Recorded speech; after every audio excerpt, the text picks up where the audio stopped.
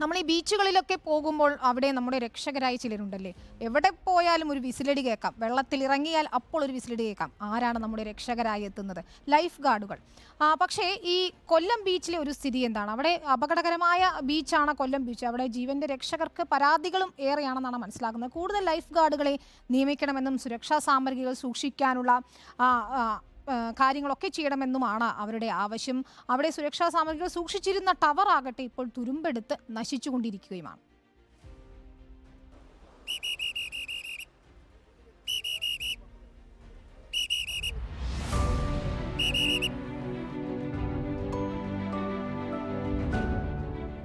കടൽക്ഷോഭം രൂക്ഷമായതിനെ തുടർന്ന് കടലിൽ ഇറങ്ങുന്നതിന് നിയന്ത്രണമുണ്ടെങ്കിലും സന്ദർശകരെ തടയാൻ ആവശ്യത്തിന് സുരക്ഷാ സംവിധാനങ്ങളോ ജീവൻ രക്ഷാ ഉപകരണങ്ങളോ ഇല്ലാത്ത സാഹചര്യമാണ് കൊല്ലം ബീച്ചിലുള്ളത്.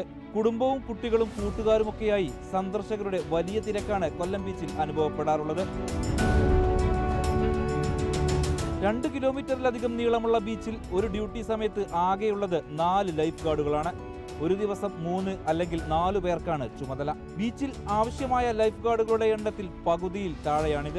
ലൈഫ് ഗാർഡുകളെ നിയമിക്കൽ അത്യാവശ്യമാണെന്ന് നിലവിൽ ജോലിയിലുള്ള സുരേഷ് ബാബു പറയുന്നു. തീരം ബ്ലോക്ക് ചെയ്ത് കഴിഞ്ഞാൽ ബ്ലോക്ക് ചെയ്യുന്നത് കണ്ടു നിന്നിട്ട് റെഡ് ഫ്ലാഗ് വയ്ക്കും. റെഡ് ഫ്ലാഗ് വയ്ക്കുമ്പോൾ കുറേ ആൾക്കാർ ഇത് കണ്ട് മനസ്സിലാക്കി ബാക്കിലോട്ട് നിൽക്കും. ഇപ്പോൾ ആ ഒരു സംഭവം ഇവിടെ ചെയ്യാൻ ഞങ്ങൾക്ക് ഉപകരണങ്ങളില്ല, റോപ്പില്ല, അതിൻ്റെ കുറ്റി തരാനായിട്ട് കുറ്റിയൊന്നുമില്ല. അങ്ങനെയൊക്കെയുള്ള കാര്യങ്ങളുണ്ട്. ബീച്ചിന് നീളം കൂടി, ലൈഫ് ഗാർഡ്സിൻ്റെ എണ്ണം കുറവും, അങ്ങനെ പല ബുദ്ധിമുട്ടാണ്. ഞങ്ങൾ ടവർ ചോർന്ന് വലിക്കുന്നു. കാലവർഷം തുടങ്ങുന്നതിന് മുമ്പ് ബീച്ചിന്റെ അപകട സാധ്യത കൂടിയ ഭാഗങ്ങളിൽ കയർ കെട്ടി പ്രവേശനം വിലക്കുന്നതും ചുവന്ന കൊടികൾ നാട്ടി മുന്നറിയിപ്പ് നൽകുന്നതും പതിവായിരുന്നു. എന്നാൽ കള്ളക്കടൽ പ്രതിഭാസമടക്കം നാശം വിതച്ച തീരത്തു സ്ഥാപിക്കാൻ കയറോ കുറ്റികളോ ആവശ്യത്തിന് ചുവന്ന കൊടികളോ ഇതുവരെ ലഭ്യമായിട്ടില്ല. പ്രവേശന കവാടങ്ങളിലെ എണ്ണത്തിൽ കുറഞ്ഞ മുന്നറിയിപ്പ് ബോർഡുകൾ തുരുമ്പെടുത്ത് നശിക്കുന്നു. ലൈഫ് ഗാർഡുകൾക്ക് വിശ്രമത്തിനും നിരീക്ഷണത്തിനുമായി നിർമ്മിച്ച ടവർ 8 വർഷത്തിലധികമായി അറ്റകുറ്റപ്പണികൾ നടത്താത്ത ദയനീയ അവസ്ഥയിലാണ്.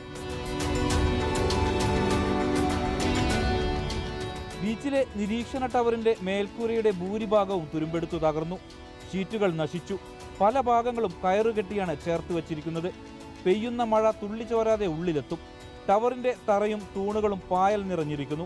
ലക്ഷങ്ങൾ വിലയുള്ള ജീവൻ രക്ഷാ ഉപകരണങ്ങൾ സൂക്ഷിക്കുന്നതും ചോർന്നൊലിക്കുന്ന ടവറിലാണ്. 18 വർഷമായി ദിവസവേതനാടിസ്ഥാനത്തിൽ ജോലി ചെയ്യുന്ന ജീവൻ രക്ഷാ നായകർക്ക് ഇതൊരു ജോലി മാത്രമല്ല, സാമൂഹിക സേവനം കൂടിയാണ്. കേരളത്തിലെ 2 കിലോമീറ്റർ നീളമുള്ള അപകടകരമായ ബീച്ചാണ് ഈ കൊല്ലം ബീച്ച്. ഇവിടെ ആകെയുള്ളത് 2 ലൈഫ് ഗാർഡുകൾ.